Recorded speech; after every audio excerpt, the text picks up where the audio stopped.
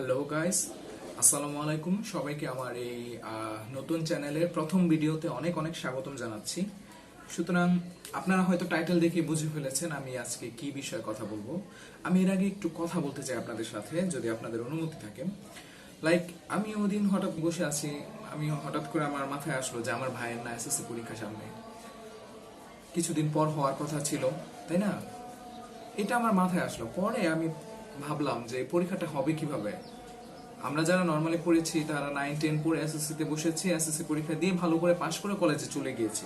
কিন্তু এই কোয়ারেন্টাইনের সময়ে আমরা যে পরিস্থিতির মোকাবেলা করছি এখন, এই সময়ের মধ্যে এসএসসি পরীক্ষাটা হবে কিভাবে, এটা আমার মাথায় হঠাৎ করে প্রশ্ন জাগে। ছুটিতে কিন্তু কারো পড়াশোনা আগাচ্ছে না, তাই না? পড়াশোনা কিন্তু স্কুল বন্ধ হওয়ার পর যেখানে আটকে ছিল সেখানে আটকে আছে, কিন্তু পরীক্ষা কিন্তু সময় মতোই হবে। তাহলে আমার প্রশ্ন জাগলো মনে যে এই পরীক্ষাটা হবে কিভাবে। হ্যাঁ, তখন আমি উত্তর খুঁজলাম এবং উত্তরটা আপনাদের সাথে শেয়ার করব। বিষয়টা হচ্ছে এরকম যে কোভিড-19 কিন্তু এই পুরো ওয়ার্ল্ডের সবকিছুতেই চেঞ্জ এনেছে, তাই না? সুতরাং এসএসসি পরীক্ষাতে যে চেঞ্জ আনবে না তার কিন্তু কোনোই গ্যারান্টি নেই। অবশ্যই এসএসসি পরীক্ষাতে অনেক পরিবর্তন আসবে। এবং আমি সোশ্যাল মিডিয়াতে অনেক ঘাটাঘাটির পর যেটা আমি পেলাম সেটা হচ্ছে তিনটা জিনিস হতে পারে। এক হচ্ছে যে এসএসসি পরীক্ষাটা হবে কিন্তু এসএসসি পরীক্ষার সিলেবাস কমাই দেওয়া হবে। আরেকটা জায়গায় আমি পেলাম যে বলা হয়েছে যে এতদিনে যেটুকু পড়ানো হয়েছে শুধুমাত্র ওইটুকুর উপর আপনাদের এসএসসি পরীক্ষাটা হবে। এবং আরেক জায়গায় খুব ইন্টারেস্টিং আমি দেখলাম যে এইভাবে বলছে যে এসএসসি পরীক্ষাটা হবে কিন্তু নামে মাত্র একটা পরীক্ষা, সবাইকে পাশ করে দেওয়া হবে। আচ্ছা, এগুলা কথা না, পরীক্ষাটা যেভাবেই হোক। আমার কথা হচ্ছে যদি আমরা যারা ক্লাস 9-10 পড়ি তারা যদি ঘরে নিজেদেরকে 100% প্রিপেয়ার রাখতে পারি, তাহলে আমার মনে হয় না পরীক্ষাটা যেভাবেই হোক কেউ আমাদের আটকাতে পারবে, তাই না? বা সত্য বলতে শুধুমাত্র পরীক্ষার বিষয়টা বললেই নয়, যে তুমি যে পরীক্ষা পাশ করে এসএসসি পাশ করে যখন তুমি কলেজে যাবা, একটু চিন্তা করো। আমি মা বাবারা যারা দেখছেন তাদেরকে একটু বলতে চাই যে ওরা কিন্তু ক্লাস 9-10 থেকে সহজ বিষয়গুলো পড়ে তারপর কলেজে যায় কঠিন বিষয়গুলো পড়তে। এখন যদি এই পরিস্থিতিতে তারা যদি 9-10 এই সহজ বিষয়গুলো না পড়েই কলেজে যায়, তাহলে কলেজের যে হায়ার লেভেলের পড়াশোনা এগুলো তারা ক্যাচ করতে পারবে না। এই গ্যারান্টিটা আমি আপনাকে দিতে পারবো যে অবভিয়াসলি যে 9-10 সহজ বিষয়গুলো না বুঝে কলেজে পড়াশোনা শুরু করলে সেই পড়া তারা ক্যাচ করতে পারবে না। সুতরাং আমি বলতে চাচ্ছি যে করোনার সময় যদি নিজেরা আমরা ঘরে আমাদের সন্তানদেরকে, বা যারা তোমরা দেখছো, তোমরা যদি নিজেরা 100% প্রিপেয়ার হয়ে থাকো ঘরে, তাহলে আশা করি তোমাদের পরীক্ষাতে কোনো সমস্যা হবে না। এরপর তোমরা কলেজ লেভেলে গেলেও কোনো সমস্যা হবে না, ঠিক আছে? এই কারণে আমি চিন্তা করলাম যে আমি একটু হেল্প করতে পারি কিনা। আমি আমার নতুন চ্যানেলটা ক্রিয়েট করেছি এই কারণে যে তোমরা যারা 10-এ পড়ছো, এখন যেহেতু স্কুলগুলো বন্ধ, তা আমি চাইবো আমার অভিজ্ঞতা থেকে, আমার এক্সপিরিয়েন্স থেকে আমি তোমাদের ক্লাসের পড়াশোনাগুলো যেভাবে পারি তোমাদের সাথে শেয়ার করব। হ্যাঁ, আমি চাই না আমার স্টুডেন্টগুলো হচ্ছে করোনার সময় নিজেদের সময়গুলোকে নষ্ট করুক, বরঞ্চ আমার ভিডিওগুলো দেখে তোমরা তোমাদের সময়গুলোকে কাজে লাগাও। হ্যাঁ, তাহলে এই কারণে আমি হচ্ছে আমার ভিডিওগুলো আপলোড করব। আমি আপাতত ফিজিক্স ধরবো, ফিজিক্সের প্রত্যেকটা চ্যাপ্টার কভার করার চেষ্টা করব।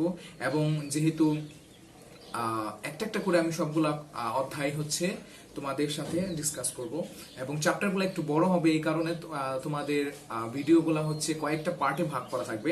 আমি অনুরোধ করব তোমরা একটা পার্ট শেষ হলেই পরের পার্টটা গিয়ে দেখবে।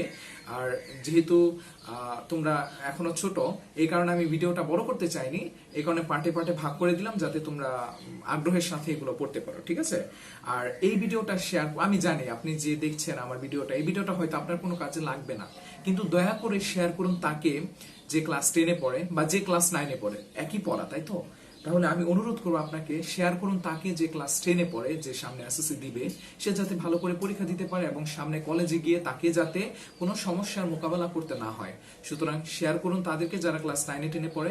আপনার ছেলে মেয়ে হতে পারে বা আপনার বন্ধু হতে পারে, আপনি ক্লাস 10-এ পড়তে পারেন, তাহলে 10-এর আপনার যারা বন্ধু আছে তাদেরকে শেয়ার করুন।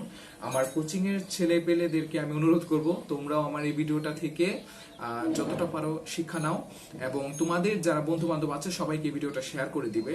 এবং পরিচয় দিয়ে শুরু করে, আমি হচ্ছি দীপ আব্রাহাম রোজারিও, জগন্নাথ ইউনিভার্সিটির ফিজিক্স ডিপার্টমেন্টে সেকেন্ড ইয়ারে থাকার কথা ছিল, এই কোভিড-19 জন্য আর থাকা হয় না, ঠিক আছে? আচ্ছা, আমরা স্টার্ট করি। আচ্ছা, ঠিক আছে, আমরা বলেছি আজকে আমরা অধ্যায় 2 পড়ব, যেটার নাম হচ্ছে গতি চ্যাপ্টার। অধ্যায় 1টা স্কিপ করলাম যেহেতু অধ্যায় 1-এ তেমন গুরুত্বপূর্ণ কিছু নেই। সুতরাং আমি তোমাদেরকে পড়ার সিস্টেমটা একটু বলে দিই। ধরো আমি এখন স্থিতি ও গতি এই টপিকটা নিয়ে কথা বলবো। সুতরাং তোমাদের কাজ হচ্ছে তোমরা খাতা নিবে, কলম নিবে, সাথে তোমাদের মেন বইটা খুলবে এবং মেন বইয়ের ওই টপিকটা বের করে রাখবে। যখন আমি এই টপিকটা তোমাদেরকে শেষ করে পড়ানো শেষ করে অন্য টপিকে যাব, তখন তোমার কাজ হবে তুমি ভিডিওটা এইখানে পজ করবে এবং সাথে সাথে তোমার বই থেকে ওই টপিকটা ভালো করে বুঝে নিবে।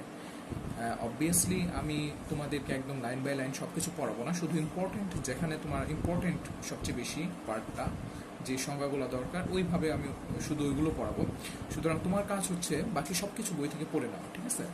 তাহলে প্রথমে বলা হয় যে বিষয়টা নিয়ে, সেটাকে বলা হয় হচ্ছে প্রসঙ্গবিন্দু বা মূলবিন্দু।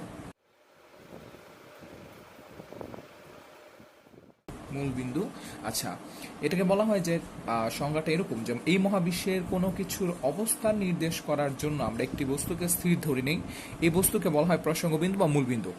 ধরো এই পয়েন্টটা আছে, এই পয়েন্টটা কি আমার স্থির, মানে এক জায়গাতেই আছে নাকি মুভ করতেছে না কি, এই জিনিসটা বের করার জন্য আমাদের আরেকটা বস্তুকে স্থির ধরে নিতে হয়। ওই বস্তুটাকে বলা হয় প্রসঙ্গবিন্দু বা মূলবিন্দু। তুমি চিন্তা করো, ধরো এই বস্তুটা আমার প্রসঙ্গবিন্দু, মূলবিন্দু। এখন যদি এই বস্তুটা বা ধরো এই কলমটা, ঠিক আছে, এই কলমটা যদি এই বস্তুটার সাপেক্ষে নাড়াচাড়া করে, তখন কিন্তু আমি বলবো এই বস্তুটা স্থির না, ঠিক আছে? এই যে আমি বলেছি এই বস্তুটার সাপেক্ষে, মানে এই বস্তুটার সাথে তুলনা করি আমরা। সুতরাং যে বস্তুর সাথে আমরা তুলনা করে অন্য একটা বস্তু কি গতিশীল না স্থির, এগুলো আমরা নির্ধারণ করি, সেই বস্তুটাকে বলা হয় প্রসঙ্গ বিন্দু বা মূলবিন্দু, ঠিক আছে? এরপরই যে টপিকটা আসে সেটা হচ্ছে স্থিতি।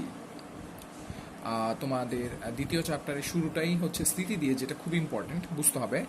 স্থিতিটা হচ্ছে, আমি সংজ্ঞাটা বলি, তোমরা দরকার পড়লে একবার দুইবার যতবার খুশি ততবার শুনে নিবে, খুব ইম্পর্টেন্ট সংজ্ঞা।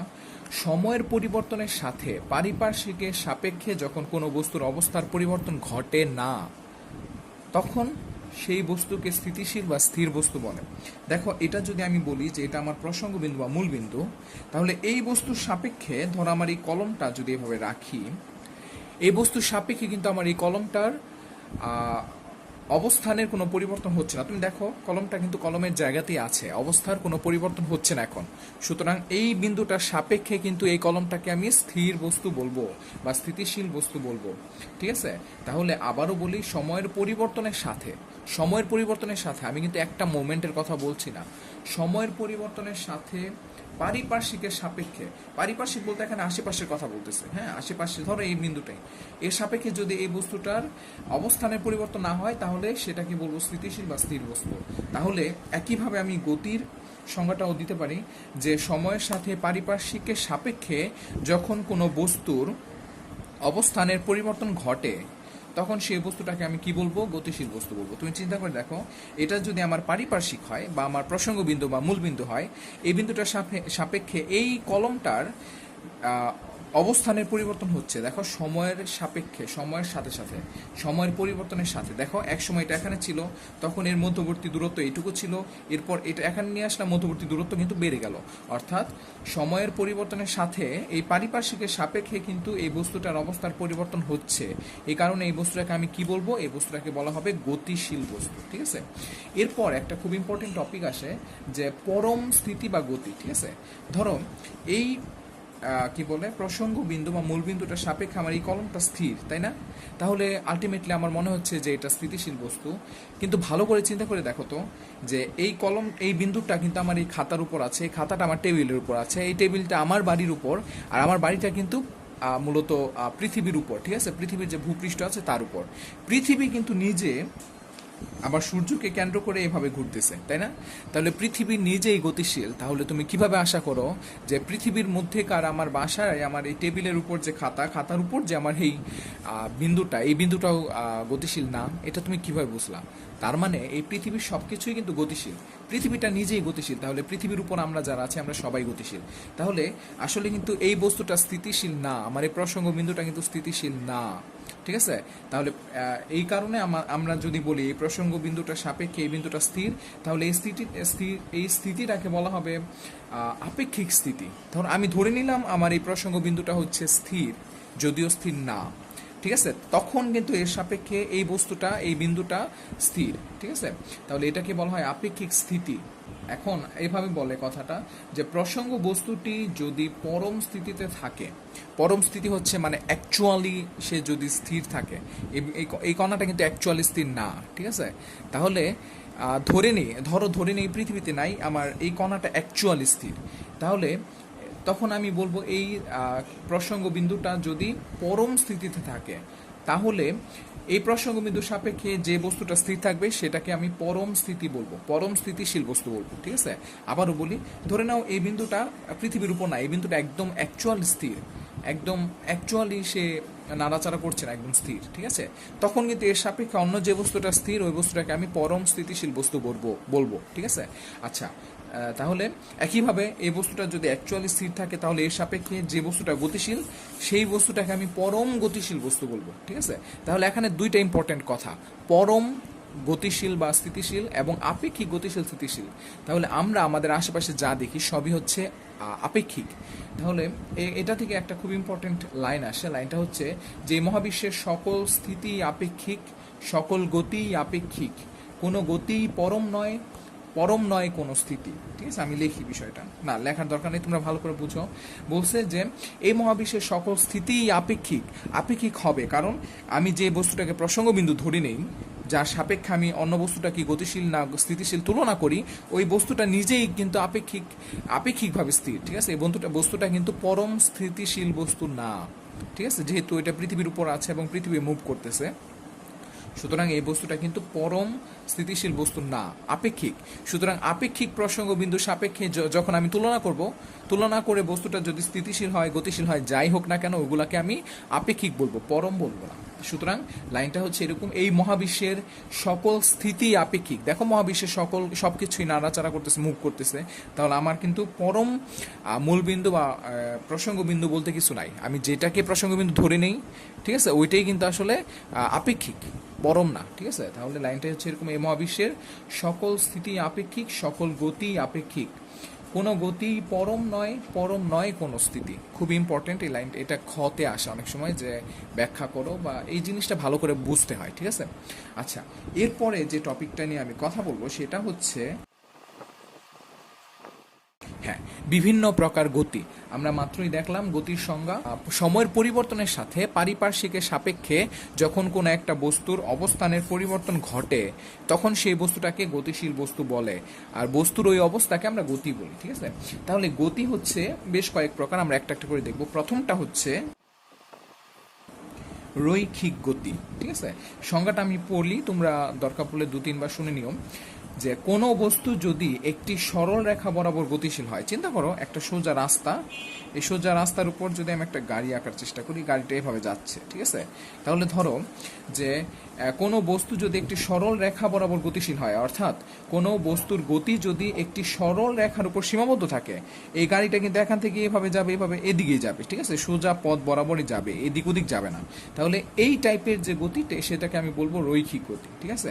তাহলে একটা সোজা সড়কে কোনো গাড়ির গতি রৈখিক গতির একটা খুবই ভালো উদাহরণ। দ্বিতীয় যেটা আমরা পড়বো সেটা হচ্ছে ঘূর্ণন গতি, ঠিক আছে? দেখো আমি যদি চিত্র এঁকে তোমাদেরকে বুঝাতে চাই তাহলে তোমরা ভালো করে বুঝবে। ধরো এই বস্তুটা আমার মুভ করতেছে এইভাবে, এই বস্তুটা আমার মুভ করতেছে, ঘূর্ণন গতি, ঠিক আছে? তাহলে সংজ্ঞাটা যদি দেই তাহলে ভালো করে বুঝবে যে যখন কোনো বস্তু একটি নির্দিষ্ট বিন্দু বা অক্ষ থেকে বস্তুর কণাগুলোর দূরত্ব অপরিবর্তিত রেখে, দেখো এই মধ্যবর্তী দূরত্বটা অপরিবর্তিত রেখে ওই বিন্দু বা অক্ষকে কেন্দ্র করে ঘোরে, তখন সেই বস্তুর গতিকে আমি ঘূর্ণন গতি বলবো। দেখো এই বস্তুটা যদি ঘুরতে ঘুরতে এখানে আসে, বা চিন্তা করো ঘুরতে ঘুরতে যদি এখানে আসে, তখন এর মধ্যবর্তী দূরত্বটা কিন্তু অপরিবর্তিত থাকবে। আমরা জানি এই দূরত্বটাকে কি বলে, এই বৃত্তের ব্যাসার্ধ কিন্তু বিভিন্ন পয়েন্টে সেম, এটা আমরা জানি ভালো করে, ঠিক আছে? তাহলে যে আবারও বলি যে যখন কোনো বস্তু কোনো একটি নির্দিষ্ট বিন্দু বা অক্ষ থেকে বস্তুর কণাগুলোর দূরত্ব অপরিবর্তিত রেখে ওই অক্ষ বা মূলবিন্দুকে কেন্দ্র করে ঘুরে, তখন বস্তুর ওই গতিকে ঘূর্ণন গতি বলে। খুব ইম্পর্টেন্ট, তোমরা দরকার পড়লে পজ করে আবার রিভাইন্ড করে এই জিনিসটা বুঝে নাও। তাহলে ঘূর্ণন গতির উদাহরণ কি হতে পারে তোমরা একটু চিন্তা করো, যে বৈদ্যুতিক পাখার গতি হতে পারে, ঘড়ির কাঁটার গতি হতে পারে, ঠিক আছে। তাহলে এইগুলা সবই কিন্তু এইভাবে ঘোরে, ঠিক আছে, যে একটা বিন্দুকে কেন্দ্র করে সে ঘুরে, এবং ওই বিন্দু থেকে বস্তুর কণাগুলোর মধ্যবর্তী যে দূরত্ব, এটা কখনোই পরিবর্তন হয় না বিভিন্ন পয়েন্টে, ঠিক আছে। তাহলে এই গতিকে আমরা বলবো হচ্ছে ঘূর্ণন গতি। পরের যে গতিটা নিয়ে আমরা পড়বো সেটাকে বলা হয় চলন গতি। এটাও খুব ইম্পর্টেন্ট।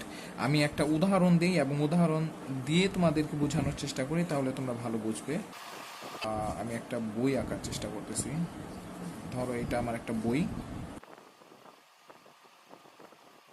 আচ্ছা, এই বইটাকে আমি এইভাবে ঠেলে এখানে আনলাম, ঠিক আছে।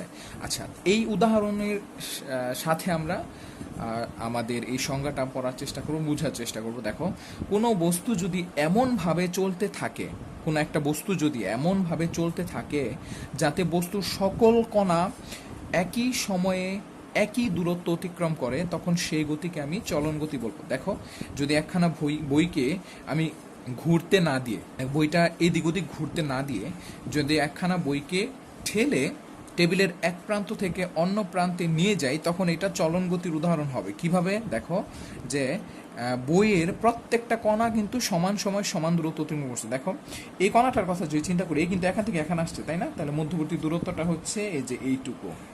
তুমি চিন্তা করে মিডলের যে কণাটা, এটা কিন্তু এখান থেকে এই মিডল আসছে, তাহলে মধ্যবর্তী দূরত্বটা কিন্তু এইটুকু। তুমি যদি চাও স্কেল দিয়ে মেপে দেখতে পারো, এই দূরত্বগুলা সেম, প্রত্যেকটা কণা। এই কণাটা কিন্তু এখানে আসছে, তাহলে মধ্যবর্তী দূরত্বটা কিন্তু এই যে এইটুকু। তাহলে প্রত্যেকটা কণা কিন্তু সমান সময়ে সমান দূরত্ব অতিক্রম করছে, এই প্রত্যেকটা দূরত্ব কিন্তু সমান। সুতরাং আমি সংজ্ঞাটা আরও একবার বলি, চলন গতির সংজ্ঞাটা এটা হচ্ছে, কোনো বস্তু যদি এমনভাবে চলতে থাকে, কোনো বস্তু যদি এমনভাবে চলতে থাকে যাতে ওই বস্তুর সকল কণা সমান সময়ে সমান দূরত্ব অতিক্রম করে, তখন সেই গতিকে আমি বলবো চলন গতি। আচ্ছা, এরপর যেটা পড়বো সেটা অনেক বেশি ইম্পর্টেন্ট। সেই গতিটা হচ্ছে পর্যায়বৃত্ত গতি। অবভিয়াসলি খুবই ইম্পর্টেন্ট, এদের চেয়ে অনেক বেশি ইম্পর্টেন্ট, ঠিক আছে। তাহলে ভালো করে বুঝতে হবে। দেখো, এটাও আমি একটা উদাহরণ দিয়ে বোঝার চেষ্টা করি। ধরো আমি একটা ঘড়ি আঁকলাম, ঠিক আছে। ঘড়ি, এটা ঘড়ির কাঁটা, এটা হচ্ছে আমার ধরো মিনিটের কাঁটা। মিনিটের কাঁটাটা এইভাবে ঘুরে, আমরা জানি, তাই না?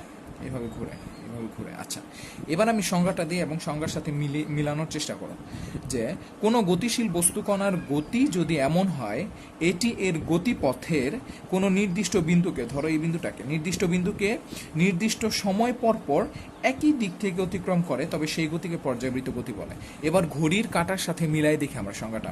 কোনো একটা বস্তু কণার গতি যদি এমন হয়, এক্ষেত্রে ঘড়ির কাঁটার গতি যদি এমন হয় এটি এর গতিপথের কোনো নির্দিষ্ট বিন্দুকে, এই কাঁটাটা কিন্তু এভাবে ঘুরবে, তাহলে আসলে কিন্তু এই বৃত্তটা এর গতিপথ। গতিপথের ধরো এই বিন্দুটাকে আমি একটা ক্লিক মার্ক দিলাম, এই বিন্দুটাকে, তাহলে গতিপথের এই নির্দিষ্ট বিন্দুটাকে নির্দিষ্ট সময় পর পর একই দিক থেকে অতিক্রম করে, তবে সেই গতিকে বলা হয় পর্যায়বৃত্ত গতি। ঘড়ির কাঁটা কিন্তু ঘুরে, দেখো এটা যদি মিনিটের কাঁটা হয়, মিনিটের কাঁটা প্রতি 60 মিনিট পর পর এই বিন্দুটাকে ক্রস করবে, তাই না? তাহলে নির্দিষ্ট সময় পর পর একই দিক থেকে অতিক্রম করতেছে বারবার। ঘড়ির কাঁটা কিন্তু দুইবার এভাবে ঘুরে, কিন্তু আবার এইভাবে ঘোরা শুরু করে না কখনোই, কারণ এটা একটা পর্যায়বৃত্ত গতি। পর্যায়বৃত্ত গতিতে তার দিকটা সবসময় একই থাকে। তাহলে সংজ্ঞাটা আরও একবার বলি, সংজ্ঞাটা এতটাই ইম্পর্টেন্ট যে কোনো গতিশীল বস্তু কণার গতি যদি এমন হয় এটি এর গতিপথের কোনো নির্দিষ্ট বিন্দুকে নির্দিষ্ট সময় পর পর একই দিক থেকে অতিক্রম করে, তবে সেই গতিকে পর্যায়বৃত্ত গতি বলে, ঠিক আছে। তোমরা বারবার এই সংজ্ঞাটা দেখবে, সংজ্ঞাটা খুব ইম্পর্টেন্ট। আচ্ছা, পর্যায়বৃত্ত গতির বেশ কয়েকটা উদাহরণ হতে পারে। পর্যায়বৃত্ত গতির টাইপ হচ্ছে তিনটা। একটা হচ্ছে বৃত্তাকার, উপবৃত্তাকার, সরল রৈখিক। তাহলে পর্যায়বৃত্ত গতি আমার এই তিন টাইপের হতে পারে। উদাহরণ দিলে ভালো বুঝবে। বৃত্তাকারের কথা আমরা বলেছি, যে চিন্তা করে একটা ঘড়ির কাঁটা, ঘড়ির কাঁটা কিন্তু বৃত্তাকারেই ঘোরে, ঠিক আছে। এটা হচ্ছে বৃত্তাকার পর্যায়বৃত্ত গতির উদাহরণ হতে পারে। উপবৃত্তাকারের কথা যখন আমি বলি, তোমার মাথায় সবার আগে কি আসে? আমার মাথায় সবার আগে আসে যে আমাদের পৃথিবীটা সূর্যকে কেন্দ্র করে যেভাবে ঘুরতেছে, ঠিক আছে। আমরা কিন্তু জানি পৃথিবী সূর্যকে কেন্দ্র করে একটা বৃত্তাকার কক্ষপথে ঘুরে। ধরো এটা যদি আমার সূর্য হয়, এটা যদি আমার পৃথিবী হয়, তাহলে পৃথিবী কিন্তু এই সূর্যকে কেন্দ্র করে উপবৃত্তাকার কক্ষপথে ঘোরে। আমরা জানি যে কি বলে এটা, যে কমলার আকারের সে পদক্ষেপ করে বা এরকম কিছু একটা পড়েছি। তাহলে এই কক্ষপথটা কিন্তু উপবৃত্তাকার। এবং চিন্তা করো, আমার সংজ্ঞার সাথে আমি মিলাই যে পৃথিবীটা কিন্তু আমরা জানি 365 দিন পর পর সূর্যকে একবার প্রদক্ষিণ করে আসে, ঠিক আছে?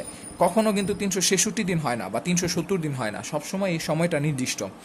আর পৃথিবী যদি এই দিক থেকে ঘোরা শুরু করে, এই দিক থেকেই কিন্তু ফিরে আসে, আবার এই দিক থেকে ঘুরে আবার এখানেই আসে, আবার এই দিক থেকে ঘুরে, তাহলে তার দিকটাও কিন্তু সবসময় সেম থাকে।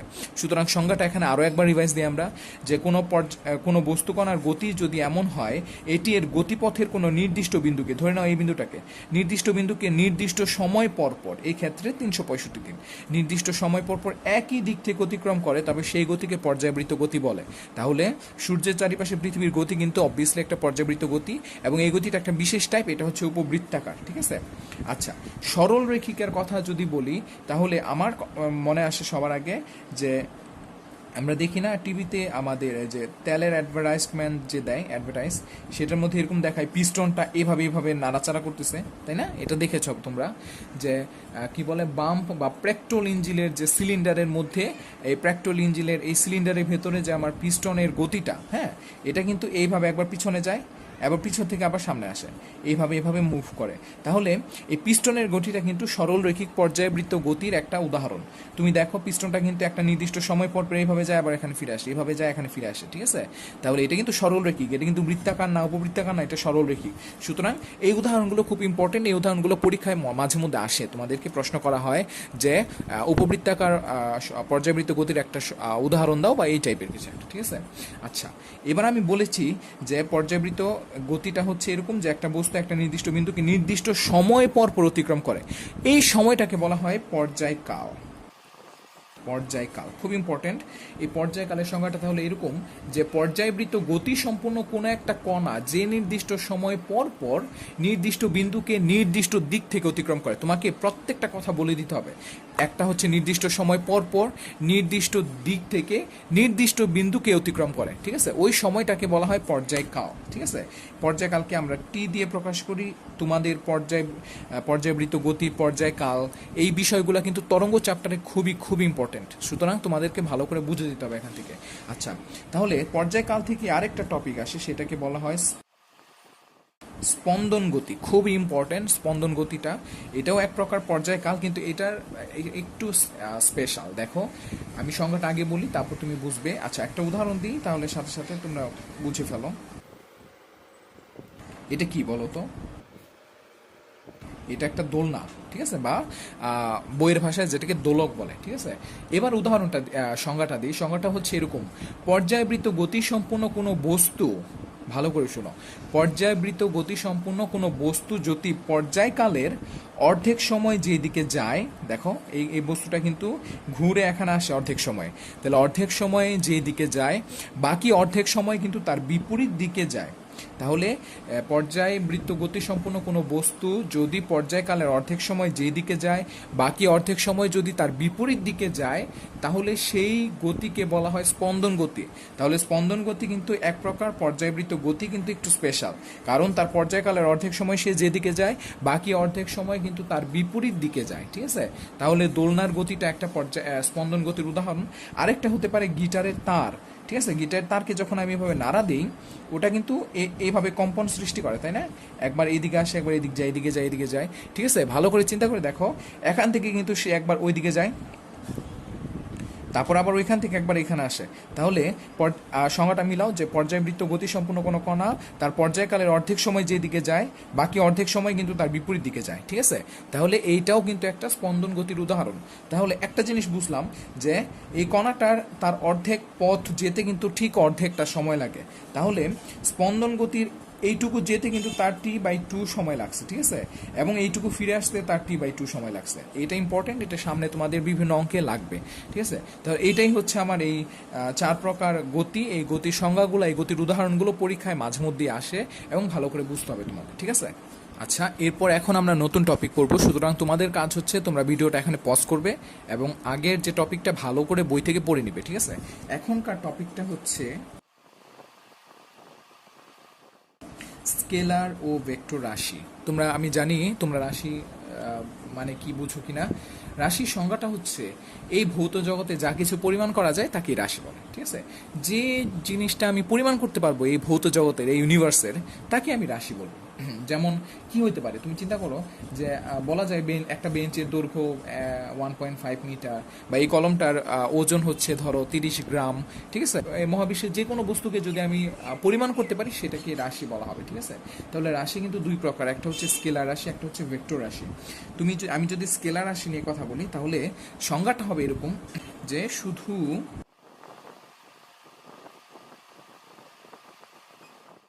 সুতরাং স্কেলার রাশি সংজ্ঞাটা হচ্ছে যে রাশিকে শুধু মান দিয়েই সম্পূর্ণরূপে প্রকাশ করা যায়, ঠিক আছে?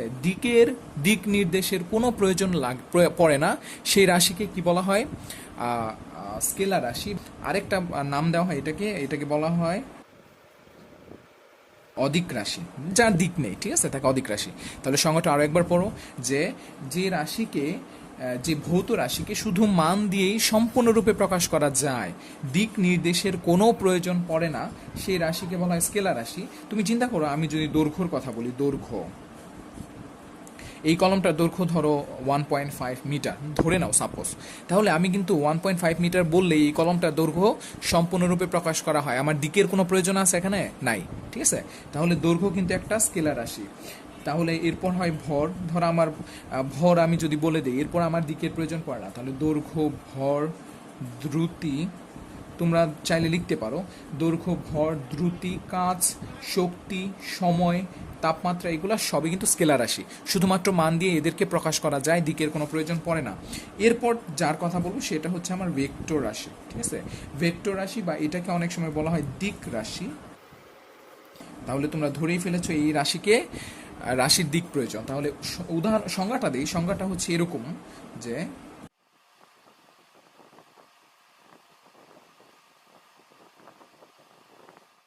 প্রয়োজন। তাহলে সংজ্ঞাটা হচ্ছে এরকম যে রাশিকে সম্পূর্ণরূপে প্রকাশ করার জন্য মান এবং দিক উভয়ের প্রয়োজন। হ্যাঁ, তুমি যদি শুধু মান দাও হবে না, তুমি যদি শুধু দিক দাও তাও হবে না, ঠিক আছে? অর্থাৎ সম্পূর্ণরূপে প্রকাশ করার জন্য মান এবং দিক দুইটারই প্রয়োজন, তাকে বলা হচ্ছে ভেক্টর রাশি। চিন্তা করো, আমি যদি স্মরণের কথা বলি, তোমরা স্মরণ জিনিসটা এখনো বুঝো না, সামনে বুঝবে, ঠিক আছে? তাহলে স্মরণের কথা না বলে যদি আমি বেগের কথা বলি, বেগ বা ত্বরণ, আসলে এগুলা কিছুই তোমরা এখনো পড়ো নাই। তাহলে এই জিনিসগুলাকে, আচ্ছা স্মরণ যদি বলি যে আমার একটা বস্তু এখান থেকে ধরো আমার একটা বন্ধু, আমি বললাম যে আমার বাড়ি থেকে 10 মিটার দূরে আছে এখন, ঠিক আছে? 10 মিটার দূরে আছে, যে যাও গিয়ে তাকে খুঁজে নিয়ে আসো, এরকম যদি বলি যে আমার একটা বন্ধু আমার বাড়ি থেকে 10 মিটার দূরে আছে, এখানে আমার বন্ধুটা আছে, ঠিক আছে, ধরে নাও। তাহলে আমি যদি বলি তাকে খুঁজে বের করো, আমার বাড়ি থেকে লোকটা কোন দিকে যাবে, এইদিকে যাবে না এইদিকে যাবে, এটাও কিন্তু 10 মিটার, তাই না? এটাও কিন্তু 10 মিটার দূরত্ব, বা ধরে নাও এটাও কিন্তু 10 মিটার দূরত্ব, ঠিক আছে? আমার এই লোকটা যদি আমার বন্ধুটাকে খুঁজতে চায়, সে 10 মিটার দূরত্বে যাবে, ঠিক আছে, কিন্তু কোন দিকে যাবে, ঠিক আছে? এটা কিন্তু আমি বলি নাই এখানে। তাহলে এই স্মরণটা কিন্তু প্রকাশ হচ্ছে না সম্পূর্ণরূপে। তাহলে স্মরণকে সম্পূর্ণরূপে প্রকাশ করার জন্য এর মানের সাথে সাথে কিন্তু এর দিকটাও খুব ইম্পর্ট্যান্ট, ঠিক আছে? বুঝতে পারছো? আচ্ছা, তাহলে স্মরণ, বেগ, ত্বরণ, বল, তড়িৎ তীব্রতা, এগুলা সব হচ্ছে আমার ভেক্টর রাশির সংজ্ঞা, উদাহরণ। তাহলে এগুলো আমরা সব সামনে পড়বো আস্তে আস্তে। এখানে একটা কথা বলি যে ভেক্টর রাশিকে প্রকাশ করা হয় এর উপরে তীর চিহ্ন দিয়ে, ঠিক আছে? ধরো তীর চিহ্ন দিয়ে আমি ভেক্টর রাশি প্রকাশ করি, ধরো এ আমার কোনো একটা রাশি, ঠিক আছে? এই রাশিটা কি ভেক্টর রাশি না স্কেলার রাশি, এটা প্রকাশ করব কি দিয়ে? উপরে তীর চিহ্ন দিয়ে। উপরে একটা তীর চিহ্ন থাকলে তুমি বুঝে নিবে এটা হচ্ছে একটা ভেক্টর রাশি, এবং ভেক্টর রাশি আর শুধু হচ্ছে ওই ভেক্টর রাশিটার মান, ঠিক আছে? বা অনেক সময় এটাকে এই তীর চিহ্ন দিয়ে আবার এটার চারিপাশে পরম মান দেওয়া হয়, ঠিক আছে? এই পরম মান দিলে এটা কিন্তু ভেক্টর রাশির মান, ঠিক আছে? আর এটাকে এইভাবেও মানের প্রকাশ করা হয়, ঠিক আছে? তাহলে এই টপিকটা খুব ইম্পর্টেন্ট। আচ্ছা, এই ভিডিওটা সম্পূর্ণ যারা দেখেছো, আশা করি তোমরা বুঝতে পেরেছো আমি যেভাবে বুঝিয়েছি। আর অনেক অনেক ধন্যবাদ তোমাদেরকে আমার এই ভিডিওটি দেখার জন্য। ভিডিওটা বেশ বড় হয়ে গিয়েছে, সুতরাং নেক্সট টপিকটা আমরা নেক্সট ভিডিওতে পড়ব। এই কারণে তোমাদেরকে অনুরোধ করব, যারা আমার চ্যানেলটি সাবস্ক্রাইব করোনি সবার আগে সাবস্ক্রাইব করে তার পাশের বেল বাটনটি ক্লিক করে রাখো, যাতে নেক্সট ভিডিওটা যখন আসবে সবার আগে তোমার কাছে নোটিফিকেশনটা যায় এবং তুমি ওই টপিকগুলো পড়ে ফেলতে পারো। ঠিক আছে, অনেক অনেক শুভকামনা জানিয়ে শেষ করছি। দেখা হচ্ছে নেক্সট ভিডিওতে।